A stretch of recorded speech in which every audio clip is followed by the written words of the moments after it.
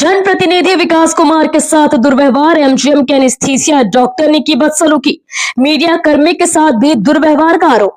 जमशेदपुर में एमजीएम अस्पताल एक बार फिर गंभीर लापरवाही, अमानवीय व्यवहार और अवैध वसूली के आरोपों को लेकर विवादों में है। कदमा थाना अंतर्गत कपाली निवासी राज खान सड़क दुर्घटना में गंभीर रूप से घायल हो गए थे। दुर्घटना में उनका बायां पैर 3 हिस्सों में टूट गया था, जिसके बाद उन्हें इलाज के लिए एमजीएम अस्पताल में भर्ती कराया गया।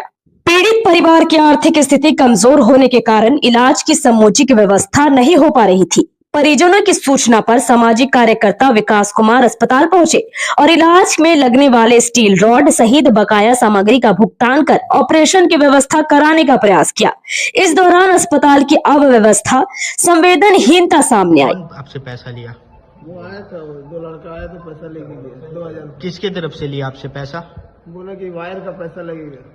डॉक्टर की तरफ से भेजा गया था या फिर किसके तरफ से था? डॉक्टर की तरफ से। डॉक्टर की तरफ से पैसा लिया गया। और जब आप पैसा रिटर्न की बात किए तब उसने क्या बोला आपको?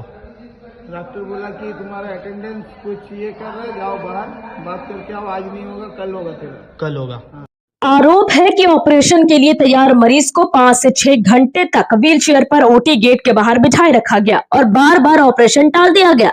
मरीज की हालत गंभीर होने के बावजूद ना तो समय पर उसका ऑपरेशन किया गया और ना ही परिजनों को स्पष्ट इसकी जानकारी दी गई। सबसे गंभीर आरोप यह है कि ऑपरेशन के लिए कई हजार रुपए की मांग की गई।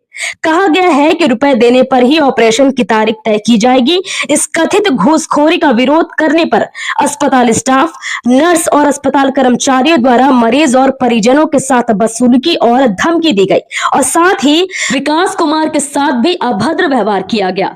मामला सामने आने के बाद अस्पताल अधीक्षक डॉक्टर नकुल प्रसाद चौधरी ने ऑपरेशन करने वाले डॉक्टर वी चंद्रा से फोन पर बात कर जल्द ऑपरेशन कराने का निर्देश दिया।